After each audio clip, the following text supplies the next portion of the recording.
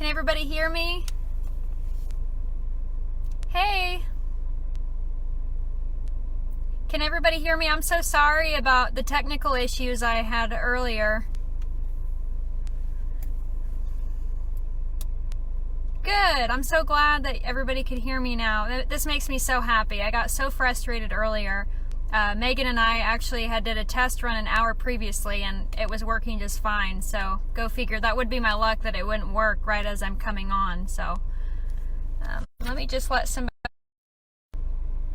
All right. I'm so glad that this is working now. Okay. So thank y'all so much for having me today to talk to you about my career with Purina.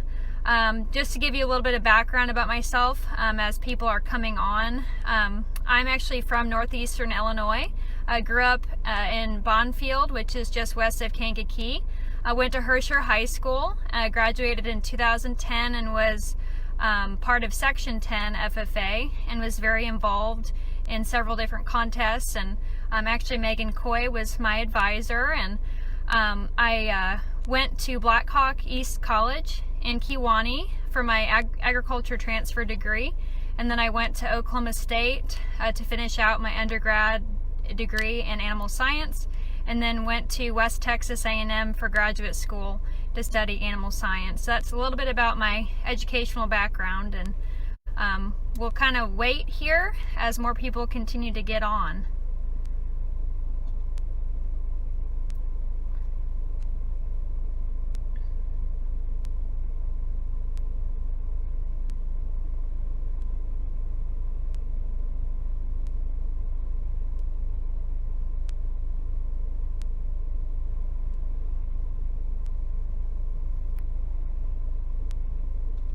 All right, so it looks like we're good to go for a bit.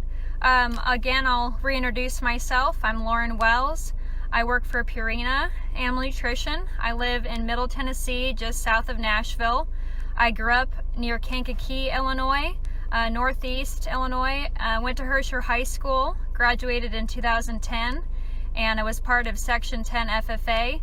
And I always knew I wanted to be in animal science, and have had a passion for horses. Grew up riding and showing quarter horses. So I went to Blackhawk College East in Kewanee and studied agriculture. Got my agriculture transfer degree there, and then went to Oklahoma State University to finish out my undergraduate degree in animal science, and went to graduate school at West Texas A&M to study animal science with an emphasis in equine nutrition. So I actually ended up in Middle Tennessee because when I got out of grad school, I didn't have a job in my field right away, but several of my mentors had worked for Purina and spoke highly of the company. And I went back home out of graduate school for a few months and had a couple of odd-end jobs, but then shortly after I came back home, there was an opportunity available to work for a local cooperative here in Middle Tennessee called Rutherford Farmers Co-op as a livestock production specialist. So in the spring of 2016, I moved to Tennessee for this job, and I started out just working in a couple of counties, calling on beef producers and horse owners to visit with them about their nutrition programs. And since then, my role has expanded to cover most of Middle Tennessee. As a sales specialist, I've got 9 dealers, and I primarily go out every day and make farm calls, and also go out and see dealers. This is kind of an unusual time for me right now with COVID-19. I'm not able to go out and see folks, which is really hard for me. Being stuck in an office all the time is not what I'm used to, and not necessarily what I signed up for. So it's definitely figuring out a new way to work. But I've really enjoyed my career with Purina so far. So I see we've got a few questions that are coming. The first question was, why do you like your job? Obviously, I grew up in agriculture and working around animals, and I feel like being with Purina definitely fulfills that side of me that is passionate about production agriculture, getting out to see farmers every day. And I feel like one of my favorite parts of this job is just that every day is different. You know, one day it might be going out and visiting with some cattle producers or calling on some horse farms, or another day it might be going to see some dealers. Another day it might be a little bit of office work or preparing for a cattle mineral meeting that evening. So every day is really different, and it makes the job super interesting and fun. The next question was, what ag classes in high school would help prepare for a career as an animal nutritionist? So that's a really good question. I think that it's important to evaluate what ag classes your school has offered to you.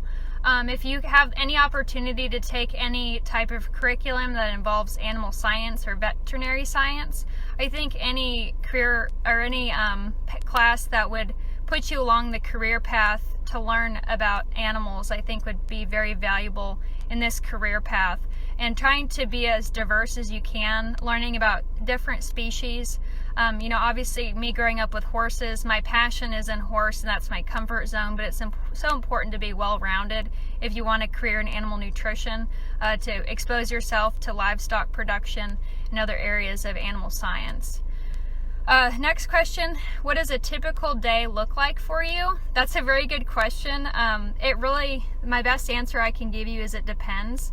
I cover all of Middle Tennessee, so I've got several counties that I work with.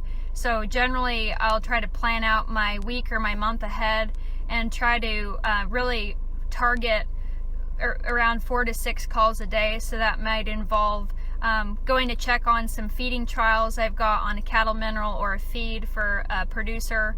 So I might have 2 or 3 calls to go do that. I might go meet with a prospective client and have a couple of visits there on a horse or a cattle operation, and then I might finish up with a dealer visit where I go in and see a general manager of a store, or just a manager or an employee to check in on them and see how they're doing. Right now my days are a little wonky because, like I said, I'm in the office a lot, but there's definitely days where I'll combine some office work with farm calls and dealer visits. So like I said, that's what makes this job really fun, is not every day is the same, and it's exciting and interesting. Next question was, how did the FFA impact or prepare you for your career path? I can't speak highly enough of FFA and agriculture education, what it did for me to prepare me for my career today.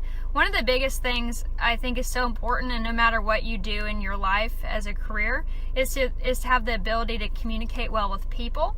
I know my experience in FFA, I was heavily involved in CDEs and loved doing horse judging and public speaking. And those 2 competitions in particular forced me out of my comfort zone, where I had to get up in front of a judge and defend my placing, or get up in front of somebody and give a speech. And those experiences really helped me today, because I do quite a bit of presentations in front of groups, and then obviously communicate with one-on-one with farmers and dealers every day. So just that ability to think on my feet, think critically, and problem solve as well are some of the skills that I developed in FFA and agriculture education. And I just think that I can't speak highly enough of the program and how it benefits and prepares our young adults for regardless of any career that they choose to do. Y'all are giving me some great questions. What's the hardest part of your job? That's a really, really good question. There's a lot of challenging aspects about working in sales. I think if you are somebody that needs a lot of direction or hand-holding, a career like this would not be the right fit. You have to be a self-starter, driven kind of person to be successful for a career in sales, because we live remotely. I don't work in an office setting. Normally, I have a home office, but usually I live out of my car every day and go out and knock on doors. So I think if you're somebody that lives on having that environment where you're around other coworkers all the time, or need a boss constantly telling you what you need to do, this career probably wouldn't be good for you. But I think one of the biggest challenges I have is just learning to balance out my time, because there's so many competing areas of the business that pull for my time, and I'm still trying to figure that out. How do I balance time between my dealers and seeing my customers and going out and prospecting on new operations, it's a really challenging thing to do, but I think everybody's trying to master that. I think just overall time and management and a work-life balance are some of the things that can be a challenge in this job. What is the job outlook? So, I think animal nutrition, the field of animal nutrition is growing. I think with all the research that's out there, all the unique products that are available, and the opportunities that continue to grow in the livestock realm, I think that there are a lot of nutrition companies that do look to hire in the future. I know from Purina's perspective, we have a lot of projects in the pipeline, and we have a research farm actually in Missouri, in Gray Summit, Missouri. It's a 1,200-acre animal nutrition research facility where we develop our products based on research. So we're constantly doing research to not only improve the products that we have, but to develop new products. And that research is what keeps it fresh and interesting, and allows us to have new products to go out in the field to bring to customers. So I think that with that research comes new innovation and technology and new jobs. I know that right now one of our areas of growth are a sheep and goat sector. In Tennessee, specifically, Tennessee has the second largest amount of goats behind any state in the country. We're number 2 behind Texas. So there's a lot of sheep and goat opportunities here locally, and as a company, we're trying to capitalize on those opportunities and be the leader in small ruminant nutrition. And there's lots of opportunities across the country, actually, working as an entry-level position as a LPS, livestock or lifestyle production specialist, where you work and maybe with 1 or 2 dealers locally, and majority of your time is spent on the farm. So there's a lot of those kind of positions that are becoming available across the country. So I feel like anybody that is interested in working for Purina, their future is bright. When you were in high school, how did you decide what you wanted to major in? Again, that's another really good question. I'll be totally honest with you. When I was in high school, I didn't really picture myself working as a salesperson or in Purina at all. But I knew that I was passionate about animals and agriculture, and I wanted a career that could combine those two. So kind of through that discovery process, going through different courses in high school, I just learned that I was really fascinated with science, and obviously being passionate about animals, I knew that I needed to go to a school where I'd be provided the opportunity to get a degree in animal or equine science. So that's the reason I kind of chose my career path. But I figured with my passions that I kind of discovered through taking these different courses, animal science was the right fit for me. Next question, do you work more with large animal nutrition or small animal? So specifically where I live, my opportunities are going to be in the beef sector, specifically cow, calf, and then equine. So the majority of my time is spent working with large animal producers. We do have some small animal opportunity. I know poultry, backyard poultry is a big part of our business. And just these past few years, backyard chickens have become very, very popular in a growing section of the business. So I've done some poultry calls, like I mentioned before, sheep and goat producers. Those opportunities are becoming quite large here. So I've really enjoyed learning about how to work with those producers and servicing them. So it's a good mix. The other thing I didn't mention was Purina actually owns a company called Missouri. That's our exotic animal line of feeds, and we feed 90% of the zoos worldwide. So occasionally you get that random alpaca farm or kangaroo or wallaby question that makes the job pretty interesting. I know I got a phone call last year about what to feed racing pigeons, and I'm like, I have no idea, but I know somebody in the company that probably does. So that's what makes it really cool, is you get to work with so many different types of animals, and we do some on small animal, but like I said, the majority of my business is on large animal, beef, cattle, and horse. Next question, if you didn't do what you do now, what would you want to do? I love that question. That's a really good one. I've been doing this for 4 years, and there's some times where I still ask myself that question. I enjoy what I do, but I'm like, what's next, or where am I going to go in life? But so I feel like that question is a constant thing I think about. But one thing I really love about this job is just working with people and educating them, and I love the teaching part. And when I was in school, I had some really cool opportunities to mentor students and work with them on their career paths in life. And I've always kind of envisioned myself as potentially an educator in some way, whether that be at a high school level or at a junior college level, working with students and teaching them areas that they're passionate about. But I really enjoy talking to young people and providing them with any kind of life or career advice. So I guess I could see myself doing that, at some point in my life. Not sure when that'll be, but right now I've just really enjoyed what I'm doing working for Purina.